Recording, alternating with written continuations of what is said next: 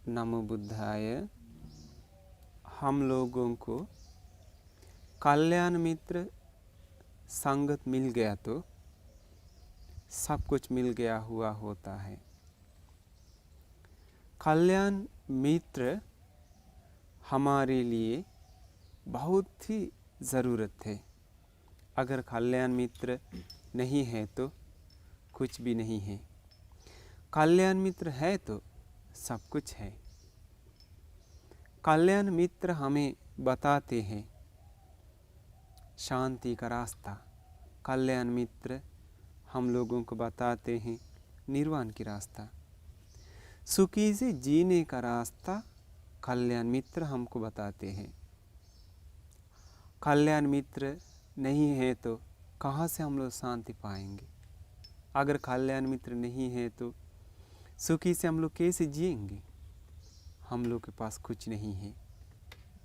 बहुत लोग सोचते हैं खान पान रहन सहन धन संपत्ति कपड़ा ये सब रह गया तो सब कुछ है। लेकिन असलियत में देखेंगे तो खान पान रहन सहन से कभी शांति मिलेगा किसको? कभी नहीं मिलता है। सब तत्काल है, जल्दी ख़त्म हो जाता है, सदाकालिक नहीं है। इसीलिए समाज से मिलने वाली चीज़ हमारे लिए कोई ज़रूरत नहीं है। आज है कल ख़त्म हो जाता है। लेकिन कल्याण मित्र से जो कुछ मिल जाता है वो सदैव हमारे साथ रहता है। देखिए, एक दिन तथागत भगवान बुद्ध ने बताया भिखारी के बारे में। कौन भिखारी होता है? एक उदाहरण उसने दे दिया। उन्होंने एक सुंदर उदाहरण दिया है। एक गरीब आदमी है, बहुत गरीब है, इतना गरीब है उसको खान पान कुछ नहीं है, कुछ सुविधा नहीं है, अंत गरीब है। समझ लीजिए भिखारी के टाइप है। तो वो आदमी को दूसरे दिन अपना खाना के बारे में सोचना पड़ता है ना, कहाँ से खाना आएंगे।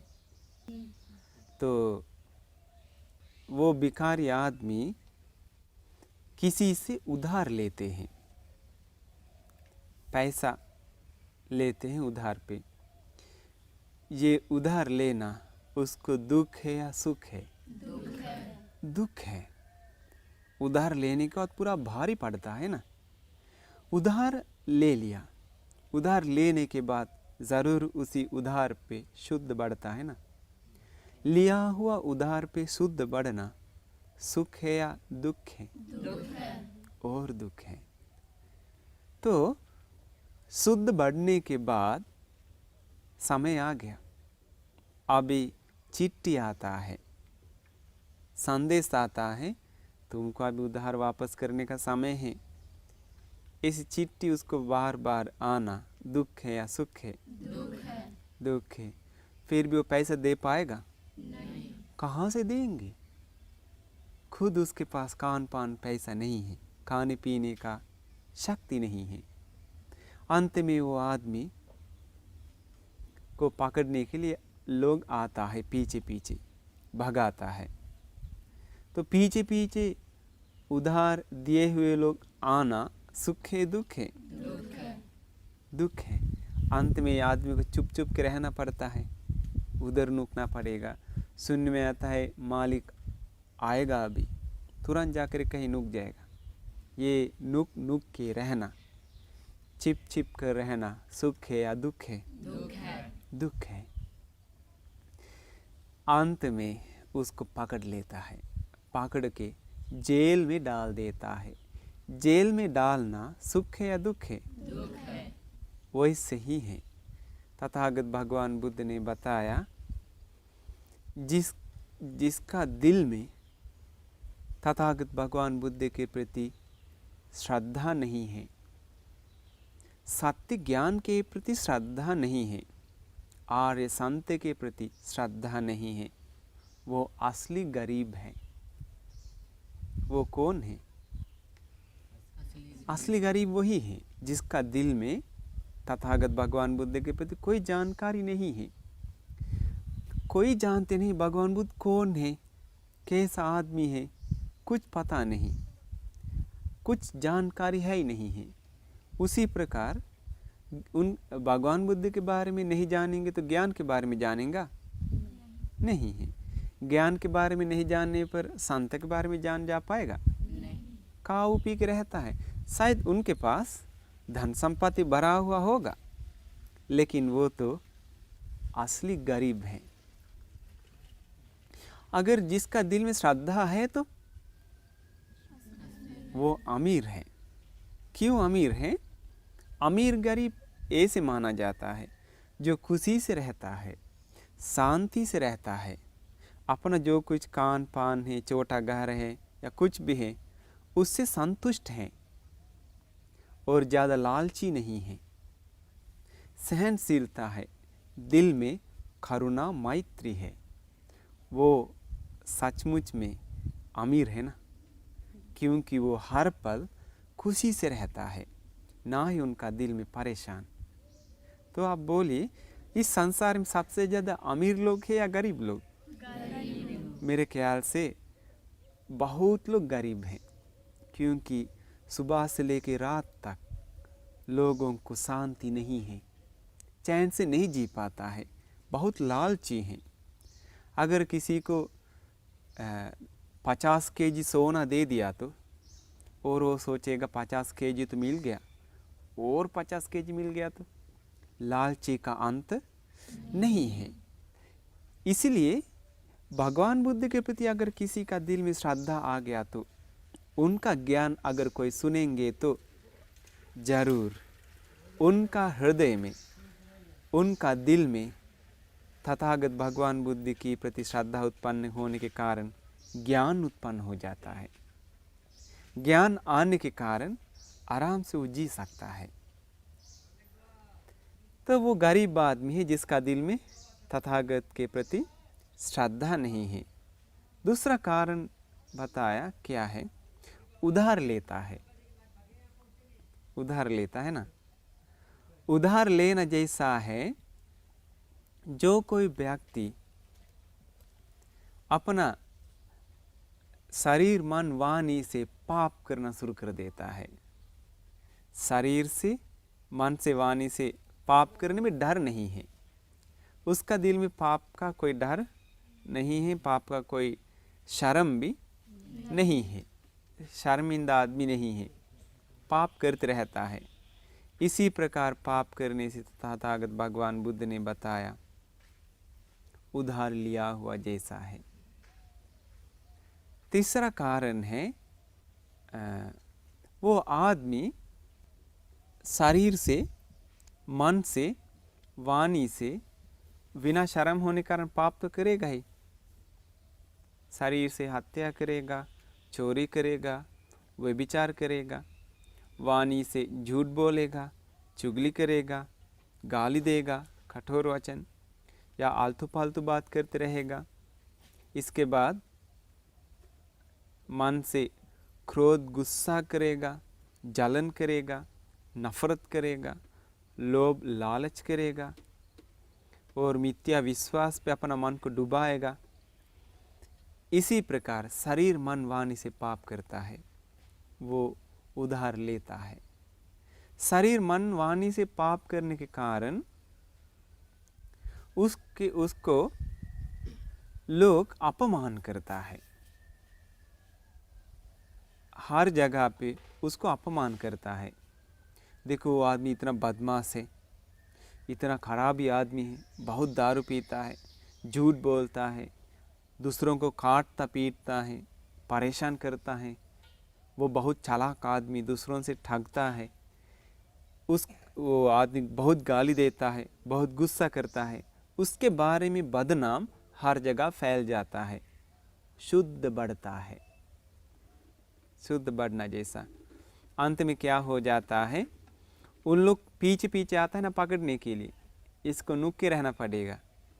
तो क्या होता है, बूढ़ा बूढ़ी होते होते बचपन से किया हुआ सारी गलतियाँ याद आता है। मैंने ऐसे ऐसे गलती किया, मैंने ऐसा पाप किया। आप लोग ज़रा सोचिए, पाप जो कोई पाप करता है, दूसरों को दुख देता है, परेशान करता है, वो लोग कभी चैन से रह पाएगा? मरने दम तक नहीं। किया हुआ पाप हर पल उसको परेशान करता है। एक बार तथागत भगवान बुद्ध ने बताया, दुश्मन अपना दुश्मन के बारे में कैसे सोचते हैं? अच्छा सोचते हैं कभी? खराब सोचता है ना। वैसे ही है, पाप करने वाले व्यक्ति अपने के बारे में सोचता है, दुश्मन के बारे में सोचना जैसा। समझ में आ गया? अगर आप पाप करेंगे तो आप अपने के बारे में कभी अच्छा नहीं सोच पाएगा। दुनिया के सामने एकदम अच्छा से खड़ा हो जाएगा, अच्छा कपड़ा पहनेंगे, मुस्कुराएगा, सुंदर से रहेगा, लेकिन खुद का दिल खुद को दोष लगाते रहता है। मैंने ऐसे पाप करते हैं, मैंने ऐसे इसी प्रकार दूसरों को परेशान करते हैं, ऐसा अपना दिल खुद को दोष लगाता है। वो आदमी लोग पीछे पीछे आना जैसा है। अंत में वो आदमी लोग उसको पकड़ के मारता पीटता है। वैसे ही है, पाप करने वाले लोग इस जन्म में जेल में जाना पड़ता है पाप करने के कारण। भगवान बुद्ध पंचशील बताया है। पहला क्या है? किसी को हत्या नहीं करना है। दूसरा क्या है? चोरी नहीं करना है। तीसरा क्या है? व्यभिचार नहीं करना है। चौथा क्या है? झूठ नहीं बोलना है। पंचमा क्या है? नशा नहीं करना है। अगर ये पंचशील 5 कारण कोई भी समाज में, कोई भी देश के अगर कोई भी व्यक्ति पालन करेंगे, तो हर एक मानव पालन करेंगे, तो जेल का कोई ज़रूरत नहीं है, पुलिस का कोई ज़रूरत नहीं है, सिपाहियों का कोई ज़रूरत नहीं। क्यों? कोई पाप करने वाला है ही नहीं है। अगर आप गया जेल में या तो फिर इधर इंडिया का कहीं भी जेल में आप जाके देखेंगे तो आपको दिखाई देगा ये पंचशील 5 पाप किए हुए लोग, या तो फिर किसी का हत्या किया, या तो फिर चोरी किया, या तो फिर व्यभिचार के कारण, गलत आचरण के कारण हो, या तो फिर वो झूठ बोलने के कारण जेल में हो, या तो फिर नशा करने के कारण जेल में हो। ये 5 कारण से ही जेल में जाता है। ये 5 कारण से ही लड़ाई झगड़ा शुरुआत हो जाता है, लोभ लालच शुरुआत हो जाता है। इसलिए भगवान बुद्ध ये 5 कारण पूरे समाज के लिए बता दिया है। तो याद रखिए, आप लोगों को भी समझ में आना चाहिए 5 कारण हमारे लिए खतरा है। तो ऐसा पाप करने वाले लोग जेल में चल जाता है, दुख सहन करता है। अंत में वो चोर को पकड़ लिया है ना, पकड़ के कहाँ डाल दिया? जेल में डाल दिया। वैसे ही है, वो लोग मरने के बाद नरक में चल जाते हैं, जानवर जन्म पाते हैं। ऐसा दुर्गति जन्म पा करके बहुत दुख सहन करते रहते हैं। इसीलिए आप लोग याद रखिए, आप लोग अपना जीवन में अमीर बनने के लिए कोशिश कीजिए। तथागत भगवान बुद्ध ने बताया, अमीर होना मतलब क्या है? अमीर होना मतलब जिसका दिल में तथागत भगवान बुद्ध के प्रति, उनकी सत्य ज्ञान के प्रति तथा आर्य महासंघ के प्रति श्रद्धा है। पहला कारण, अमीर होने का पहला कारण। दूसरा कारण है, वो पाप करने में डरता है। क्यों डरता है? क्योंकि वो जानता है पाप करेंगे तो पछताना पड़ता है, पाप करने में शर्म लगता है। वो तीसरा कारण। इसके बाद दूसरा कारण, पाप करने में डरता है। पहला कारण पाप में श्रद्धा है, दूसरा कारण पाप करने में डरता है, तीसरा कारण पाप करने में शर्म लगता है, चौथा कारण वो बहुत प्रयास करता है, वीर्य है, अपने मन की गंदगी को मिटाने के लिए, तथा नया गंदगी को नहीं लाने के लिए कोशिश करते रहता है, तथा अपना मन की जितना अच्छाई है वो गुण है, वो गुण को बढ़ाने के लिए तथा फिर बाद में और नया नया गुण को अपनाने के लिए वो दिन रात प्रयास करते रहता है। उसको कहता है वीर्य। इसके बाद पंचमा कारण है प्रज्ञा। प्रज्ञा मतलब क्या है? इस संसार में सत्य जो है वो सत्य उसी प्रकार ही समझना प्रज्ञा है। समझ करके प्रज्ञा किसने दिखाया? तथागत भगवान बुद्ध दिखाए प्रज्ञा। तो तथागत भगवान बुद्ध ने जिस प्रकार प्रज्ञा दिखाए हैं उसी प्रकार हम लोग मनन करना चाहिए, तब हमारे दिल में प्रज्ञा उत्पन्न हो जाता है। तथागत भगवान बुद्ध ने बताया सब कुछ अनित्य है, कुछ भी अपना वश में नहीं कर सकता है। इसी प्रकार रहेंगे तो जिसके पास श्रद्धा है, तो हिर्योत्तप है, तो वीर्य है, तो प्रज्ञा है, तो वो सचमुच में अमीर है, वो गरीब नहीं है। अगर श्रद्धा नहीं है तो वीर्य, श्रद्धा नहीं है तो हिरि नहीं है, तो उत्तप नहीं है, तो वीर्य नहीं है, तो प्रज्ञा भी नहीं है, तो वो गरीब है, चैन से नहीं जी पाता है। तो आप सभी लोग ये श्रद्धा, हिरि, उत्तप, वीर्य, प्रज्ञा ये गुण धर्म अपनाइए। आप लोग का जीवन बहुत सुंदर हो जाएगा। शरीर से आप लोग अच्छा आचरण करिए, क्योंकि जितना हम लोग अच्छा आचरण करते हैं उतना ही हमारा जीवन कल्याण हो जाता है, हमारे लिए बहुत फ़ायदा हो जाता है। तो आपका भी और मेरा भी और समाज का भी सारे लोग का कल्याण है।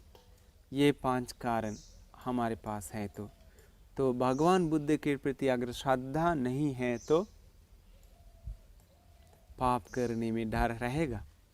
नहीं। पाप करने में शर्म लगेगा? नहीं। तथागत भगवान बुद्ध के प्रति श्रद्धा नहीं है तो वीर्य कर पाएगा पाप को मिटाने के लिए? नहीं। तथागत भगवान बुद्ध के प्रति श्रद्धा नहीं है तो योनिसु मनसिकार कर पाएगा? नहीं। तथागत भगवान बुद्ध के प्रति श्रद्धा नहीं है तो प्रज्ञा प्राप्त कर पाएगा? नहीं। तथागत भगवान बुद्ध के प्रति श्रद्धा उत्पन्न होना सख्त ज़रूरत है। इसलिए सबसे पहला कारण, सबसे महान कारण श्रद्धा है।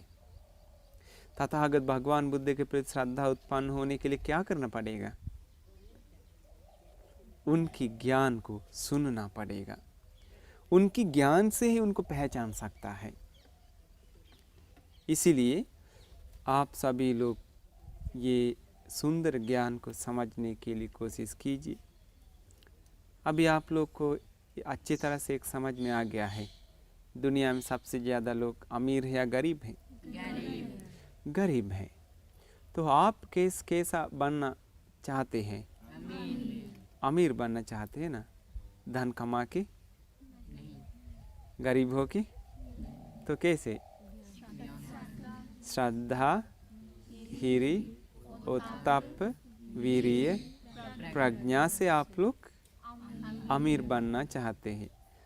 तो हम लोग का आशीर्वाद करते हैं आप लोगों को ये श्रद्धा, हिरि, उत्तप, वीर्य, प्रज्ञा पा करके तथागत भगवान बुद्ध के प्रति श्रद्धा मरने दम तक सुरक्षा करके शांति तथा खुशी से जीवन बिताने का भाग्य सबको मिल जाए। साधु साधु। नमो बुद्धाय।